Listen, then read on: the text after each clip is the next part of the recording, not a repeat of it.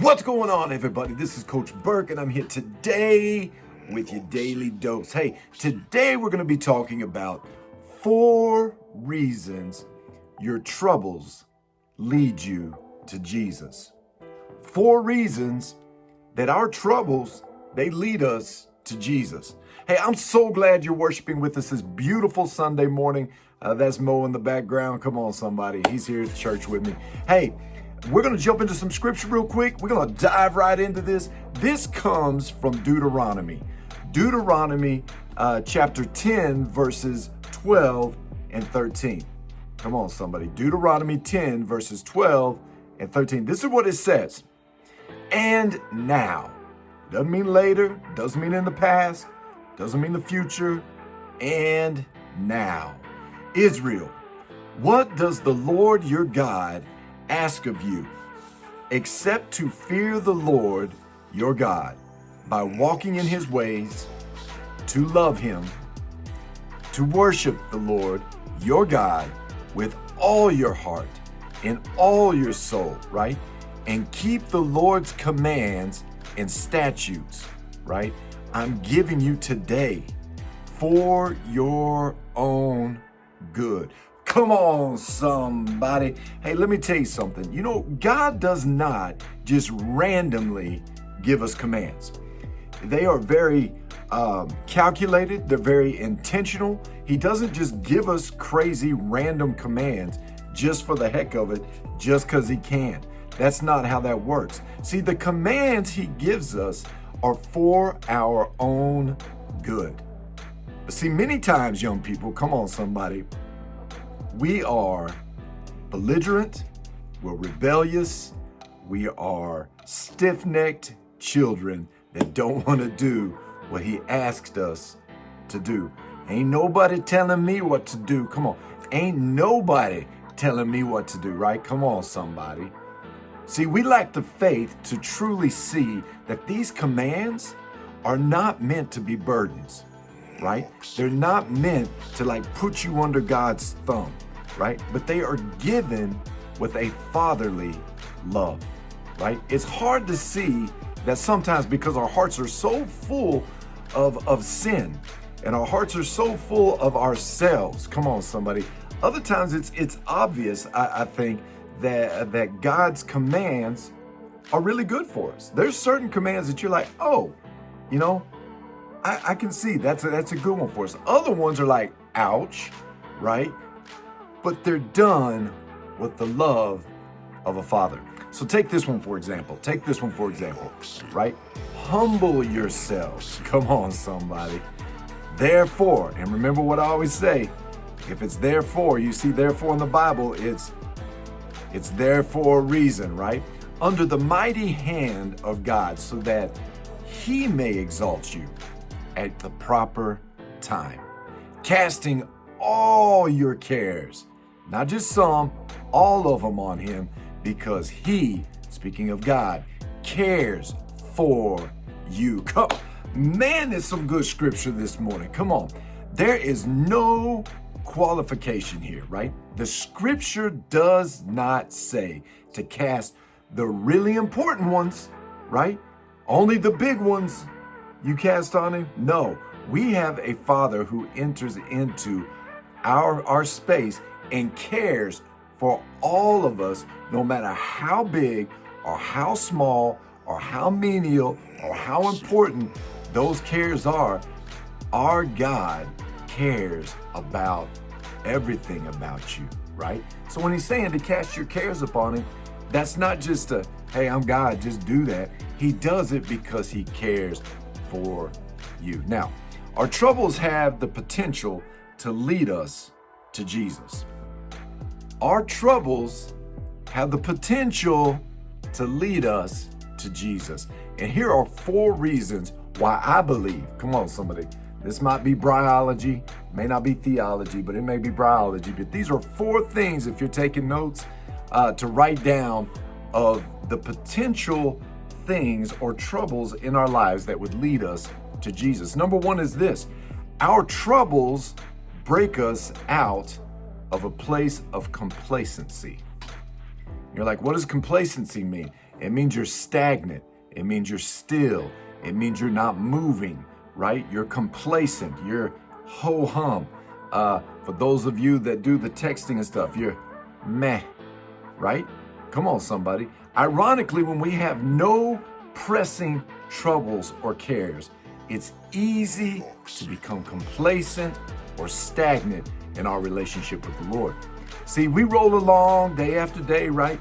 Sleepwalking through our life when things are just kind of, and usually when I say this, and you guys have heard me preach this, if you're not experiencing some sort of opposition, you might want to check your walk, because if you don't have opposition, you're not a threat to the devil. Ooh, that's some good preaching. Come on. That one stung a little bit. Right? Troubles have a way of shocking us, right? Shaking us or waking us up, right? They can cause us to emerge from our slumber and heighten our spiritual senses, right? And really recenter our walk with Jesus. It kind of shakes you, it jars you, it wakes you up. It says, come on, somebody. There's a sleeping giant inside of you. Wake up. Come on, look at your neighbor, say, wake up. Come on, look at your neighbor, say, wake up. All right, number 2 is this. Our troubles remind us of our need. Our troubles remind us of our need, right? The old saying goes that there are no atheists in foxholes. Have you ever heard that? Is that just a Coach Burke, Yoda-ism, right? There's no atheists in foxholes, right? Suggesting that people in desperate circumstances that are facing death will look heavenward. They'll look up. They'll cry out to God for help. See, trouble reminds us that we are not in control. Come on, control is an illusion. Trouble reminds us that we're not in control, making our desperate need for God emerge at the forefront of our minds and our hearts, right? So that's number 2. Our troubles remind us of our need, right? Number 3 is this, for those of you taking notes.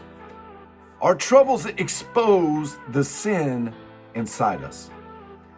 Our troubles expose the sin inside us. Imagine an orange in a vise. Like an orange, like a navel orange, right? The vise begins to tighten slowly, squeezing the fruit, right? Until eventually it just bursts. It bursts. And what comes out?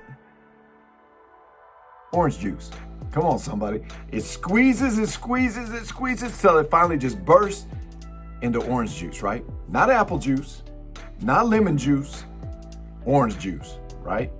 The vise didn't put something different in the fruit. This is going somewhere. The vise didn't put something different in that fruit. It only exposed what was there on the inside.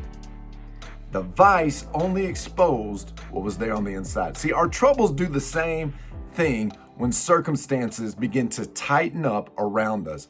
They expose the lingering sin of anger or doubt or fear or anxiety, right? It's like when you start to feel the pressure of life, right? And you finally burst, it's just exposing what's on the inside of you, right? Our troubles expose our sin. Come on, somebody. But by God's grace, look at your neighbor and say, but God. Come on, but God. But by God's grace, our sin leads us to Jesus. Come on, somebody. Again and again and again, seeking his forgiveness and his mercy and his grace. That is good preaching right there. You could call it a day, right? Last one, number 4. Number 4 is this. Our troubles make us hope for more. Our troubles make us hope for more. See, one other way that trouble leads us to Jesus is by reminding us that it's not always going to be like this. Come on, somebody. Look at your neighbor and say, I'm glad it's not always going to be like this, right? Right? There will come a day when we won't have to cast our cares upon Jesus, right? Because we won't have any cares to cast upon him. We'll be in heaven, right? 100% like good, right? No worries, no cares, no anxiety, no depression, no limiting beliefs, no nothing, right? This is the day when we will all be made right. We will be made perfect, when we will no longer see Jesus through the dim pane window glass, right? But we'll actually get to see Jesus face to face. This is when we will know that the fullness of Him who says, look, I am making everything new. Look at your neighbor, say new, right? That comes from Revelation 21, verse 5. God said He's making everything new, right? Those are 4 things, right? 4 troubles that lead you to Jesus. But see, that's coming. That day's coming when we're going to be in heaven. Until then, when troubles come our way, and believe me, they will. They always do. It's holiday season. Come on, somebody, right? Use those times, use them as an opportunity to return to the source of your hope, your peace. Come on, somebody, your love, right? You allow Jesus, right, to use these things to push you and drive you towards Him, right? It's a good day to be in the house of the Lord. I love each and every one of you. You guys are special to me. Some of you are special ed, but for the most part, you're special to me. Hey, I love you guys. We're going to break up into some small groups real quick, and we're going to dive right into this. I am so glad you're here. So peace and prayers. God bless. I'm out.